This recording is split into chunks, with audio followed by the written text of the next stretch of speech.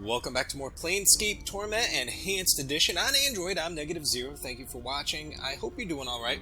Well, we've got quite a few things to do today. Of course, we are still looking for Farad. We are still looking for our missing journal.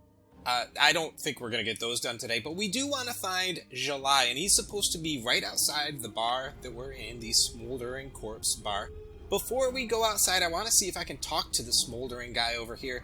And we never did talk to this guy. He might have his own story to tell. I'm gone. And it'll give us a little time to heal some more hit points before we step outside and have to fight all those thugs. So let's talk to this guy. Dak'kon. The man before you is old. His dry, yellow skin has the scars of one who has traveled everywhere and never rested long in any one place. His pinched face is inhumanly angular, and his ears sweep out from his skull, tapering to points. He wears a loose-fitting orange tunic, and a strange, shimmering blade is strapped across his back. The blade looks to be a two-pronged glaive made of some metal whose surface swirls like a film of oil on a pond. Greetings. The man turns to you, his eyes like polished coal. He stares through you, and for a moment you wonder if he might be blind. The weapon suddenly turns a dead, flat black, mirroring the man's eyes. Are you all right? Hail. He says nothing for a moment, merely searches your face with his eyes. Hail, traveler. His voice is quiet and somber, like a wind whispering through the branches of a great tree. Hail. Your eyes are the weight of one who has traveled far to be in this place. Wow, okay, he meets our gaze, his eyes burrowing into ours, his weapon drains of its black color, resuming its shimmering notice, and, as you just said, our eyes have the weight of one who has traveled far. I have. You could say that. The man's gaze does not waver from yours. I am known as Dak'kon. The emphasis he places on the word known strikes you as odd, yet familiar at the same time. You are not known to me.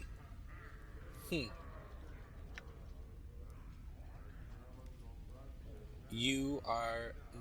okay, hold on. Hold on. This could be one of those choices that changes everything. I don't know myself, I'm a visitor to the city, and you are not known to me. Interesting. I wonder what the significance of the word known is. I probably should respond in kind. We are beneath the same sky in this matter, then. Dak'kon is silent for a moment, still studying you with his coal-black eyes. The planes number many infinities, yet you are here. I would know why you have come to this city. I'm looking for answers. I have many questions. This guy's really weird. I really like him, though. He seems pretty cool. Speak your questions. I will hear you. I do want to know what he means about knowing. But let's talk to him about his appearance. That seems kind of rude, actually. Let's talk about... You seem to place a special emphasis on knowing. What do you mean? All things, whether structure or flesh, their existence is defined by their knowing of themselves. And if a man does not know himself? When a mind does not know itself, it is flawed. When a mind is flawed, the man is flawed. When a man is flawed, that which he touches is flawed. It is said that what a flawed man sees, his hands make broken. Do you know yourself? Oh, this is all very deep. Dak'kon files silent. His coal-black eyes take on the same distance that you noticed when you first spoke. Maybe that's not the kind of question we want to follow. It looks like he took offense to that. Let's talk about something else. Your features are unfamiliar to me. What are you? A Githzerai. A Githzerai. A Githzerai is one of the people. What do you mean by one of the people? Okay, alright. Can I ask him one more time? Dak'kon is silent for a moment, then speaks. Our history does not need to be made known to you. We would bleed to the death on Time's blade before I recited a fraction of the histories of our people. So maybe they're really long-lived and have a long history. Alright. Okay, I don't need to know your histories, but I would know of your people as they are now. Dak'kon is silent for a moment. Know this and accept it as an answer. We are the people who make our home upon the shifting plane of Limbo. So maybe Limbo's another one of the planes, just like Sigil. I guess Sigil is a plane, or a part of the plane that we're in right now. Anyway, with a deft motion, Dak'kon slips the blade from his black and holds it before him. I'm gonna wait. Hold on. Yeah, I'm gonna wait. Whoa. There, we mold the matter of Limbo with our minds. We forge cities with our thoughts. As you watch, a series of rippling waves of metal begin to roll forth from the center of the blade. The pitch and crest of the waves match the inflection in Dak'kon's voice. In its chaos, we dwell, with only our knowing to preserve us. We are the Gith Zerai. What is that blade you have? It moved, shifted in response to your voice. It is a Carrack Blade. It is an object that lets others know the rank of the wielder. Carrack, what does that mean? It might be Carrack, but I'm going to say Carrack. What does that mean? Dak'kon falls silent for a moment, as if searching for the correct words. In your tongue, the closest translation is chaos matter. The people may shape it with their thoughts. The people, which is the Gith Zerai, which he is? What do you mean by shape it with your thoughts? Carrack is not shaped by heat, but by knowing oneself. It is a mirror that reflects the will of the wielder on its surface and its edge. When one knows themselves, the blade is strong, harder, and stronger than steel. When one does not know themselves, the blade is as water, formless and weak. So, I don't know why I would want to buy it. What rank does the blade signify? The blade is a symbol carried by the Zerth. A Zerth is one who knows the words of Zerthamon. In knowing the words of Zerthamon, they know themselves. Tell me about Zerthamon. Zerthamon founded our race. He knew the Gith Zerai before they knew themselves. He defined the people. He gave them one mind. So, okay, what I'm thinking is, and I could be totally wrong here, but the Gith Zerai, what Dak'kon is a race from the Planes of Chaos, of which maybe Limbo is one. I'm assuming there are Order planes and there are Chaos planes. Sort of like the alignment is lawful and chaotic in Dungeons & Dragons. So that's kind of where I'm going with this. I kind of think that Zerthamon might be a god or a creature from that plane that sort of uplifted his race to what they are now. I could totally be wrong.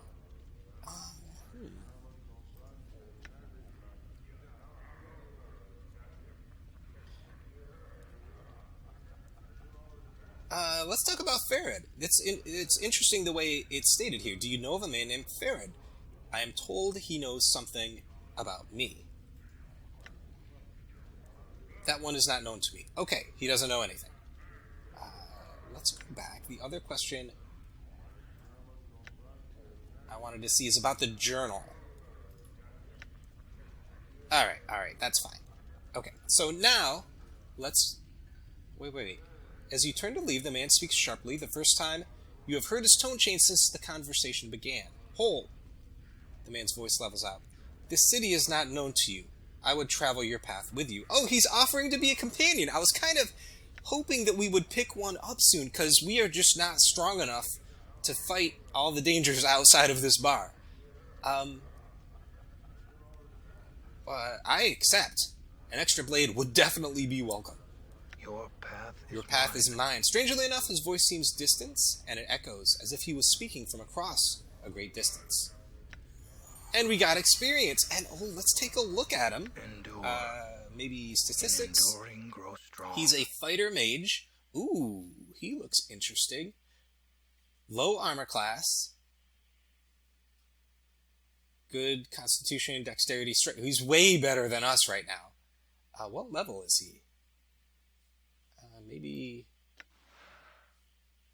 he's done nothing first. Oh, let's look at his biography. My past is not known to you. It is not my will that you should know it. Know that I bear the scars of one who has traveled the plains. Know that I have never rested long in any one place. Know that I bear the weight of one who has traveled far to be in this place. Know that I am a Githzerai. Know that I am of the people of Zerthamon. It was Zerthamon who knew the Githzerai before we knew ourselves. He knew what had to be done to free us. From his knowing came action. From his knowing, freedom was born. The Githzerai ceased to be slaves and became a people. Oh, I wonder who they were slaves to. Know that I follow the unbroken circle of Zerthamon. His words are known to me. His heart is known to me. All that remains is that I know myself. Now, if he's a mage, he must have spells. No, those are pre-spells. We need to pause. Okay. Reign of Anger, I don't even... What? Okay, so this has known mage spells. These are the memorized ones. Okay. Can I look at this? Reign of Anger. Zerthamon's teachings allow the channeling of anger into streams of unerring missiles that quickly strike those that oppose you. This spell summons a magic missile that strikes its target unerringly for 3 to 6 points of damage.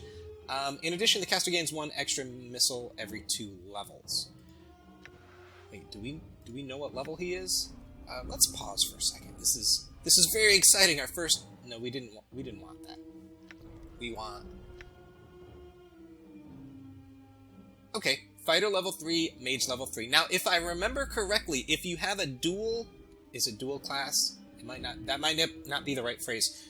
Dual class person, they level up much more slowly because the experience they get is split between these two different things. So he'll be low level, he'll be able to be a fighter, and he'll be able to be a mage at the same time, but he will stay low level as we go on.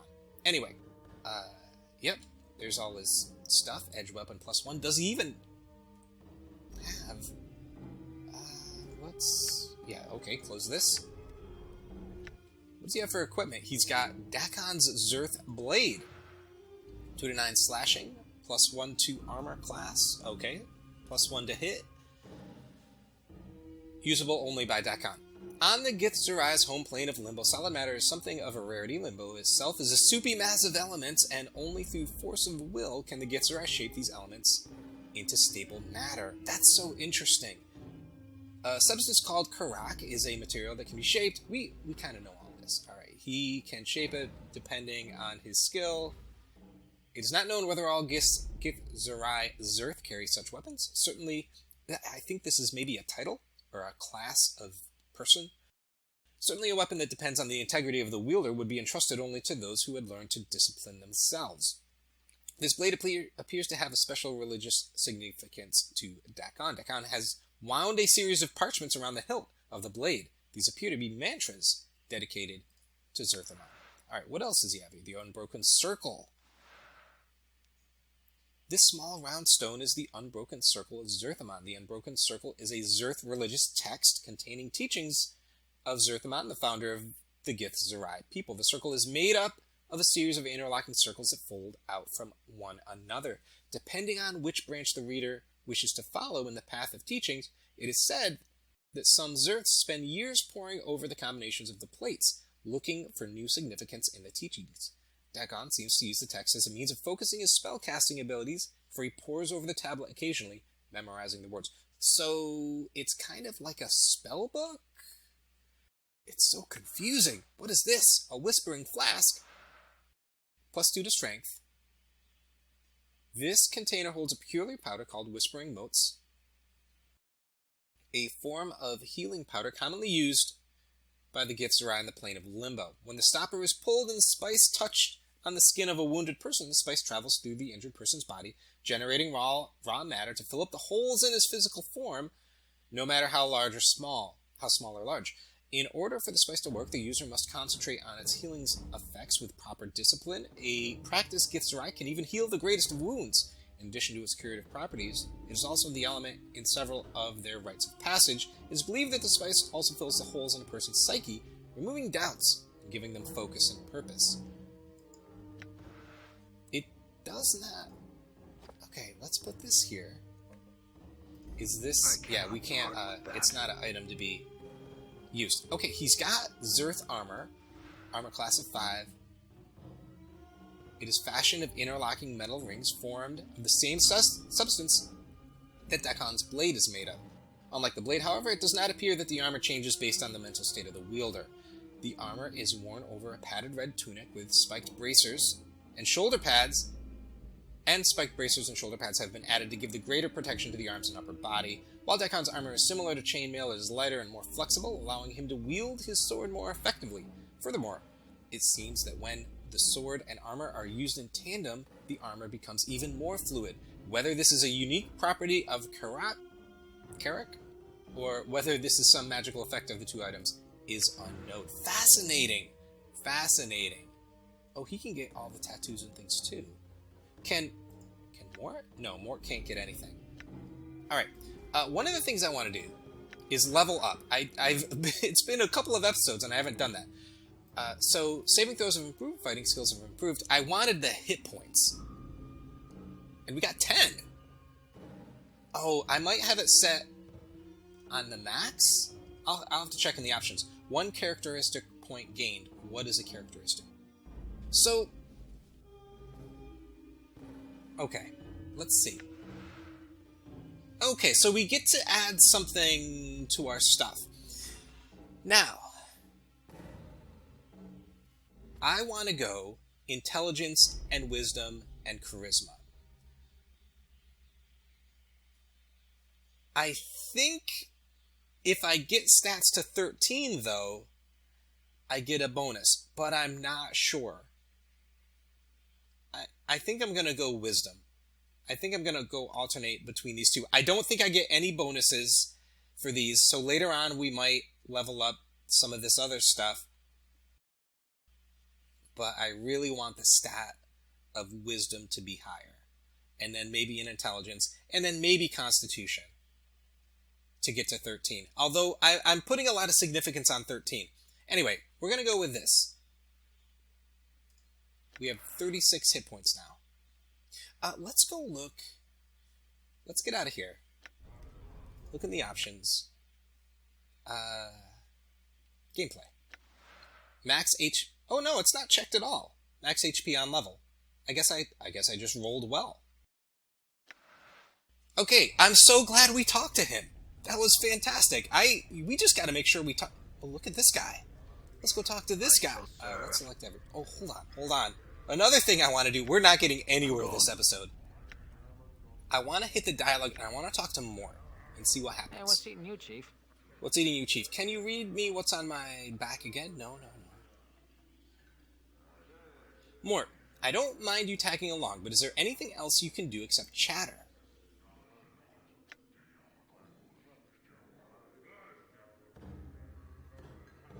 Hey, chattering is my best trait. He rattles his teeth for a moment, then grins. Eh? Oh, that's good to hear. No, but seriously, Chief, I got a knack for chattering in just the right way. I can really bend an ear, if you know what I'm saying. I got insults, backtalk, stuff that'll curl someone's ears into their skull, you know? And how is that useful? It's one of my hold on. It's one of my many talents. I call it my litany of curses. You see, sometimes I can really bend someone's ear with just the right comment. Of course, then I usually have to do a lot of running afterwards, but you get the idea. We know how this works. It's a special skill of his. We've actually already used it, but let's just check just in case. Updated my journal. Well, I can spit insults at someone until they get mad enough to chase me around. And as we've read... okay, let's go. As we have... Let's click on him and here and hold this down. Yeah, so it's a taunt, basically. While the target is taunted, the target suffers a -2 to hit, -2 to armor class, and -2 to damage. How long does it last? 10 seconds per level. And he's 3rd level now, I think. Alright, let's... I hear your words. There we go. Dak'kon turns to you, his eyes like polished coal. His blade mirrors his eyes for a moment as you address him. Then he nods. What is your will? There are things I would know, Dak'kon. I will hear you. I want to ask about his travels. What can you tell me about the city of Sigil? It is known by the name Sigil. Among the people, it is known as the city that does not know itself. do you mean? The city exists, but it does not know itself. In not knowing itself, its existence is flawed.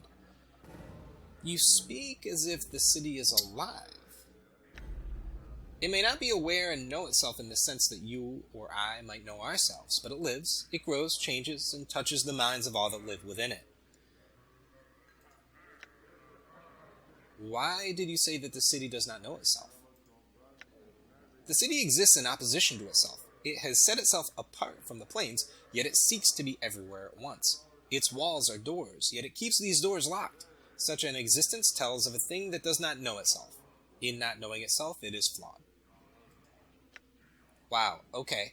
A lot of choices here. When you say cities everywhere at once, truth.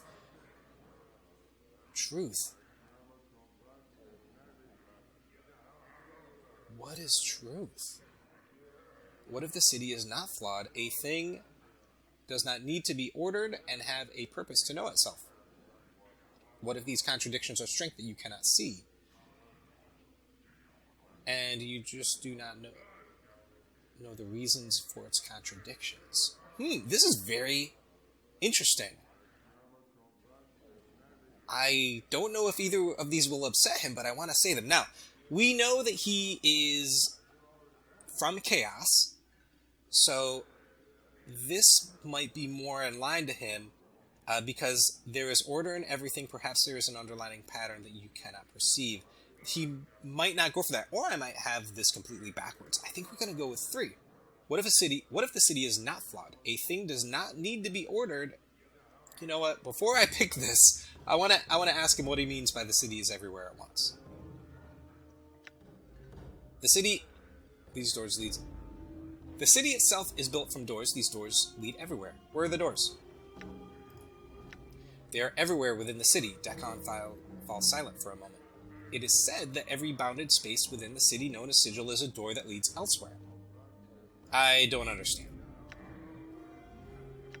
Imagine the door to a home. Remove the door. The frame remains. The space within the frame is still a door. But it's just an open space. Many are the doors you never see. You may pass through them as if air and not know them for what they are. They are closed to your sight and touch. And these invisible doors, it sounds very existential, where every decision you make, everything that you do, leads you to a new place or a new result, which I guess is true. I would assume that that's true everywhere. Alright, and these invisible doors are everywhere in Sigil. It is said every bounded space in the city known as Sigil is a door. It is not known for certain. Doors move, doors change, doors disappear. All are locked. Locked? The doors remain as air until you have the key that opens them. When you have the key, the doors will make themselves known to you. How do you know what the key is? Oh, somebody else was talking about keys. I think it was maybe Dianara back in the mortuary. And she was saying something about... Oh, what was it? Something about the keys could be a physical thing, it could be a thought, it could be an action. Let's see what he has to say about that. Every door has a different key. Some are known and others are not known. Okay. There are as many keys as there are doors. The keys are not always things of metal. The keys can be the clashing of 2 swords, a drop of blood drawn from the tongue of a dying man, the memory of a past love, or an angry curse hurled at the sky. When the key and door match, the door reveals itself. Fascinating. This is very similar to, I believe it was Dianara. I guess it could have been Dal, but I think it was Dianara. I don't remember. But this is a recurring theme, this whole keys and doors thing. Sounds like finding all these keys and doors can be difficult. Such a task has been attempted but never finished. As the city changes, the doors change. Nothing known remains known for long. Alright, let's go back to the flawed thing. I want to say this one. A thing does not need to be ordered and have a purpose to know itself. What if these contradictions are strengths that you cannot see? To your question, a question. What if the city is flawed and you see its contradictions all around you? I don't even know what I'm saying anymore. To your question, a question. You claim... This is just a debate. We're not even really talking about anything. Are we? To your question, a question. Your claim that this city's existence is flawed. You have accepted this rather than explore the possibility that something greater may exist. That suggests you are flawed, and that you do not search for knowledge, but only for a convenient answer. Ooh. Dak'kon falls silent. There is no knowing the answer to the questions we have asked. Yet the city exists. That is all. I like this guy. Yet I would maintain that we know ourselves by the questions we ask and the ones we do not, if we cease asking questions and accept only what we can perceive. Oh, we got some XP. Then we will cease to know ourselves. Dak'kon's voice has changed slightly, becoming heavier. Such words have been spoken before. I have heard them and know them. Does he know us too? I feel like everybody in this city knows us. Let's see, where have you heard them? The words are mine. Once I knew them, knew their meaning. I had forgotten them until you spoke. Dak'kon's gaze travels through you, and his blade stops shimmering, bleeding of all color until it is translucent. Dak'kon, how is it I know your words? I bet we know each other. I spoke the words, but they do not belong to me. Others may know them, for the knowing of it lies within all things. Humans call it wisdom. I picked wisdom for a reason. Alright, let's move on. We gotta actually accomplish something today. Let's take a look at him. Let's zoom in. How are you looking? He looks pretty cool. Look at that. Really, buddy? Look at that giant... Oh wait, is that a sword? No, his sword's in his hand. What is across his back? I don't know. Alright, so we've done... No, we haven't done everything because we still need to go and talk to this guy. Done. Can we talk to this guy? Oh, I had him. I had him for a second. Maybe it's... Ah, come on. You can't just click anywhere on him. You have to... There's like a little invisible circle. There we go. Ignis. This crackling, billowing creature twists slowly above an iron grill above the floor of the bar. It may have once been human, but now its skin is charred beyond recognition. Streams of fire form a wreath around the creature's body, and the flames lick at the few remaining pockets of its flesh, causing them to bubble and run like wax down the creature's skeletal frame. Let's examine it. The heat surrounding this creature is incredible. To your surprise, the iron grill the creature floats above has sagged and bent from the heat. At first, you thought the heat came from the grill, but now you realize it emanates from the creature. As you watch, flecks of ash drift from the writhing corpse and float slowly to the ceiling. Let's talk to him. Why not? The thing makes no response. It writhes slowly within the flames. It lives, but it does not seem aware of anything other than the fire that surrounds it. Its skin is flame, its heart is flame, and you know within some shadowed corner of your memory that this thing is dangerous. Alright. I guess we can't do anything about that. Alright, let's go outside, fight these guys with our new buddy, and find July. Oh my... Stop. Okay, hold on. Let's all attack the same guy. Yes! Let's all attack this guy. Come on. Come on. Get him. Get him. Please kill him. Alright, we need to attack these guys. We also need to loot all these bodies. Come on. Oh, somebody got hurt. I got hurt.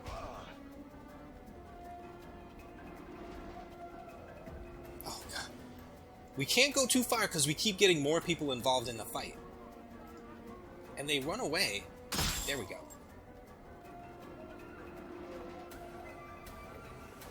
Look, this guy's probably going to attack us too. See that? Oh, perfect. Perfect. Let's loot everybody before more guys come. Oh, yes. Healing items. Thank you. Something we can maybe sell if we ever find a store. More clot charms. Oh, this is amazing. Money. Dirty rat charm. Money. Alright, so we need to look for July.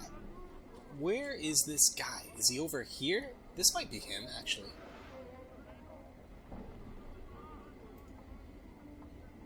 Angry Hive Dweller. He ignores you. Alright.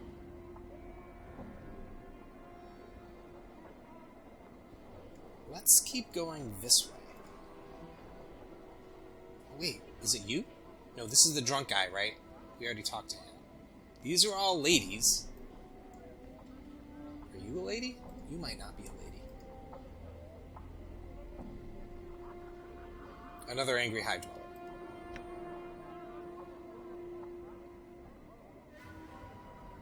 Oh, let's fight this guy. Oh, Damn. ouch. Come on. Okay. I don't know what I did to make those guys mad. Oh, is it maybe you? Oh man, these guys are freaking everywhere. Collector. Oh, wait a minute. Maybe we want to talk to him about Farad. You see his eyes narrow beneath his hood as he steps back. What do you want? What are you doing? I'm looking for some damned bodies is what I'm trying to do, but you'd think the dead powers had packed up their kip and left the... I got plenty of dead bodies around here, buddy. The way people are staying healthy and all. There's something to gleam his eye. We had a pox last month, and it was a glorious time. It was. Bodies stinking to the high heavens, and plenty of jink to be had, too. Let's ask him... I'm looking for a man named Farad. Look around you, Cutter. I don't make enough jink to go lighten up the dark for nothing. It'll take a bit of coin. It will if he wants the chant. Let's give him 5. He studies the coins for a moment as they lay in his hands. He pockets them swiftly. Ask. Tell me about Farad. Farad? What about him? You seem suddenly wary. Why? Farad, he spit, sneering contemptuously. Ragpicker Square is the Sharegraves, me boss's territory, you see. Farad and his dogs came in a whiles back and tried to oust us. We fought him off, we did, so they're all hiding somewhere now. Ragpicker Square. Okay, we spoke to somebody else about Ragpicker Square, and they said that was maybe where Farad was. But I guess not. We still catch one of his lads now and then round the square. Usually we turn him into a quick spot of jink at the mortuary, the Pike and Sods. Okay, tell me about Sharegrave. He's me boss, casts a shadow over a whole mess of the collectors.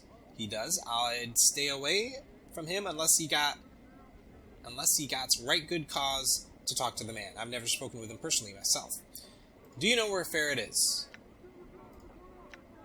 I know where the rat bastard isn't. He ain't where most of the collectors call Kip in Ragpicker Square. Call Kip?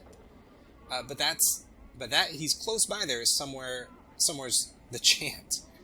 Do all collectors share your opinion of Farad? Alright, we already saw that. Let's see if he knows about the journal. We did pay him. No, he shakes his head. Alright, thank you. That may actually have been worth the 5 coins. Are you... No, you're an Angry Hive Dweller. Alright. Angry Hive Dweller. Alright. Barking wilder. This wild-eyed man is hunched over, snarling and giving low growls. It looks like he hasn't trimmed his hair in years. It's so long it forms a veil over his eyes. He has a long, stringy mustache caked with grease and sweat, and the tips of the mustache droop so much that they have become tangled in his ragged beard. Growl at him. Rawr. The man stops in mid-snarl, and he reaches up to part of the curtain of hair that covered his eyes. As his withered hand pulls away his dirty locks, several strange, puce-colored bugs fall from his hair and scatter across the cobbles. Behind the cloak of hair, the man's flesh is moon-pale and creased with wrinkles. His thick, bushy eyebrows form a V, and he stares at you. Hand might take the moon fly, too.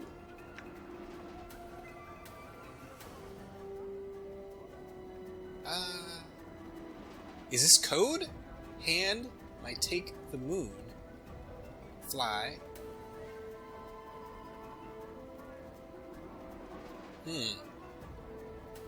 Tilt your head to one side as if studying. The man frowns, but his eyebrows tilt upward in a reverse V, creating a bizarre expression. You have no idea how he accomplished this facial expression, but it makes you uncomfortable watching the muscles beneath his face shift into the new pattern.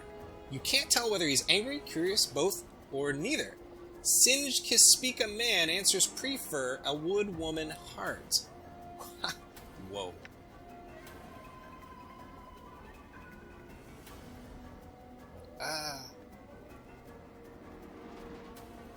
A single kiss speaks a woman's heart. Single kiss speaks a woman's heart. But a man's answer he would prefer. Very well, but know this, my answer is a question, and an answer from you is what I would prefer. Maybe I get this because of my wisdom or my intelligence. I'm not really sure if the dialogue... Like, if you play Wasteland 2, you can see, or even several other games, Wasteland 2 comes to mind, but you can see where the stats that you have give you certain options in conversation. I'm not seeing this in this game, but it may in fact be that we can get this option only because of our intelligence or wisdom or some stat. I'm not really sure. The man seems mesmerized by your voice. With every word you speak, a light flickers in his eyes. Barking wilder am I am, a wanting, asking, may you may. You may and I will. Who or what are you? Kaosh, he stutters out the word as if having difficulty getting his tongue around it. Some say Zaustex, I say Stek, I soaks. Chaos, men no, nem no. Men yes, 3 no's make a yes. He hunches down on his knees and begins to rock back and forth, singing in a childlike soprano. Chaos man, hop along home. A faction it is, yet we are alone. So you're one of the Chaos Men. Very well. I had some other questions. He claps his hands delightedly like a child at a festival, then gives a howling shout. Question? Question. Do not shun this question. Let's ask him about the journal. Why not? He frowns, squints his eyes shut, then opens them back up. When he speaks again, his voice is level and straightforward. It's like a different, saner person is speaking. The effect is eerie. More than one lost, more than one must you find. Each part of you had one. Each part of you had one, so more than one must you find. He blinks and shakes his head for a moment, as if surprised at himself, and chuckles uneasily. Each part of you had one. So, if we're talking about specific parts, like, of my body, didn't we come across somebody that has one of my eyes? Maybe somebody at the bar, at the other bar? And maybe if I get enough money to buy my eye, I get a piece of the journal back? Is that how it works? Updated my journal. He looks like he is about to object, then suddenly his left fist comes up and smacks him in the temple. He howls in response and suddenly stops blinking. One is in a cupboard in your guest room in the Hall of the Sensates, and another is on the walls of a tomb sealed deep beneath the city where the stones weep. The others are, before he can finish, his right fist comes up and smashes him in the face, causing him to yowl again. He blinks and shakes his head for a moment, as if surprised at himself, then smiles uneasily. Wow, he was the right person to ask. One is in the cupboard in your guest room in the Hall of the Sensates. Sensates. And another is on the walls of a tomb sealed deep beneath the city where stones weep. Where's the Hall of Sensates? He looks at his hands. He doesn't seem to recall what he just said. You said one was in a sarcophagus beneath the city. Where? Barking Wilder looks frightened for a moment, then points upwards with a hopeful expression. There? He doesn't seem to know. For some reason you believe him. Alright, forget it. I'll try to find it on my own. Wow. More. Okay.